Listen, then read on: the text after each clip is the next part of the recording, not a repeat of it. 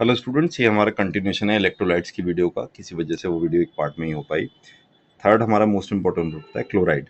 Chloride आपने अगर synapse पढ़ा हो तो वो एक लाइगैंड गेटेड चैनल के थ्रू सोडियम को रेगुलेट करता है। तो इसका मेन काम होता है सोडियम के साथ ऑस्मोटिक बैलेंस को मेंटेन करना। एसिड बेस में HCO3 के अगेंस्ट काम करता है। हाइपोक्लोरीमिया हाइपोक्लोरीमिया में हमारे यहाँ क्लोराइड का लेवल कम हो जाता है, और ये कब होता है? मेनली जब हमको वॉमिटिंग हुई, मेटाबॉलिक एसिडोसिस हुई। ठीक है।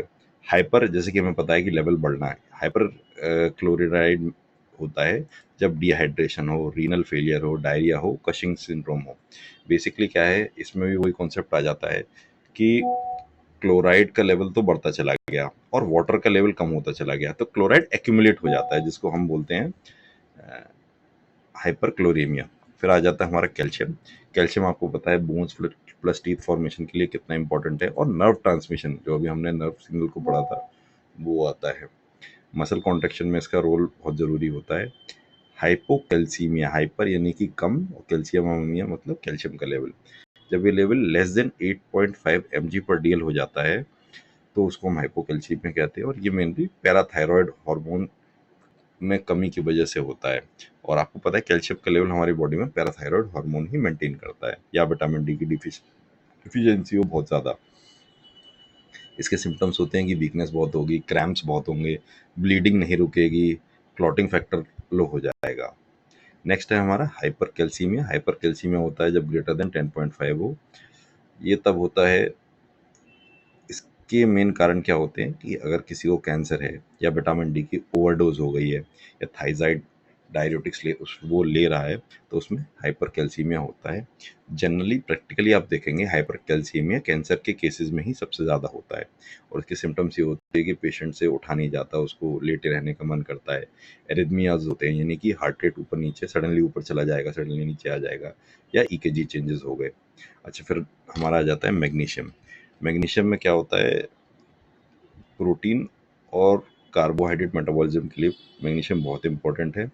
मसल और नर्व्स की एक्टिविटी के लिए भी बहुत इंपॉर्टेंट होता है, और हार्ट की रिदम एक सूटेबल रेंज में रखने के लिए मैग्नीशियम का बहुत इंपॉर्टेंट रोल है। हाइपोमैग्नीशिया यानी कि मैग्नीशियम का लेवल कम होना, ये होता है जब किसी बंदे की अल्कोहल की इंटेक बहुत ज़्यादा हो, या उसकी डाइट में डेफिशिएंसी हो।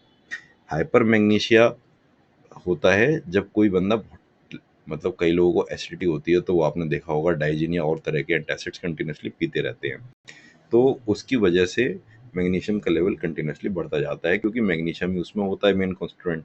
तो इसलिए कोई भी ड्रग सब्सटेंस बहुत सोच समझ के यूज़ करने चाहिए। किडनी फेलियर के केस में तो ऑब्वियसली सारे ही इलेक्ट्रोलाइट्स गड़बड़ा जाते हैं, और लेवल उनका बढ़ता जाता है। अब आ गया हमारा most important, blood gas testing. ये आपने देखा होगा कि कोई पेशेंट एडमिट होता है तो डेली सुबह उसका एबीजी होता है। ठीक है। इसमें जितनी भी गैसेस होती हैं हमारी ब्लड के अंदर, उनका लेवल निकल के आता है, और उससे ये हमें पता चल जाता है पेशेंट की कंडीशन क्या है। कई बार आपने देखा होगा कि एबीजी रिपोर्ट आने पे पेशेंट को आईसीयू में शिफ्ट भी कर देते हैं, इतना इंपॉर्टेंट होता है ये। और इसके लिए हम रेडियल आर्टरी से आर्टेरियल ब्लड ही लगाते हैं, यानी ऑक्सीजनेटेड ब्लड ही लेते हैं, उससे हमें सारा निकल आता है।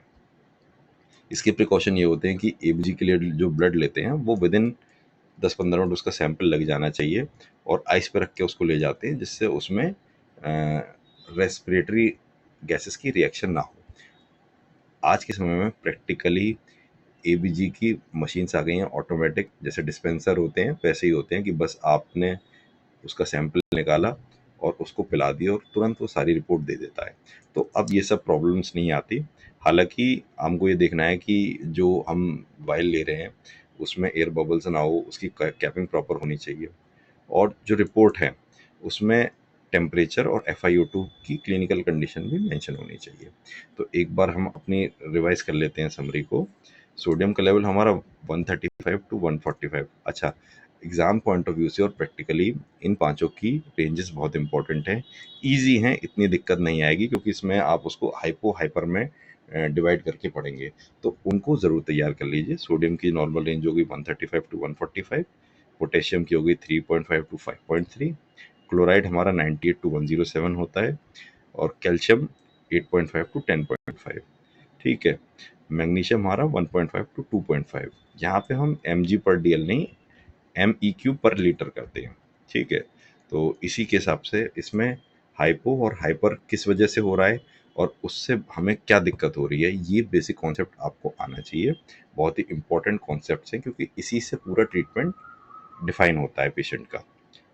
तो इसी के साथ हमारा इलेक्ट्रोलाइट्स का चैप्टर भी खत्म हो गया। 2 पार्ट में है, लेकिन आपके लिए मैं छोटे-छोटे करके उनको सही कर दूँगा।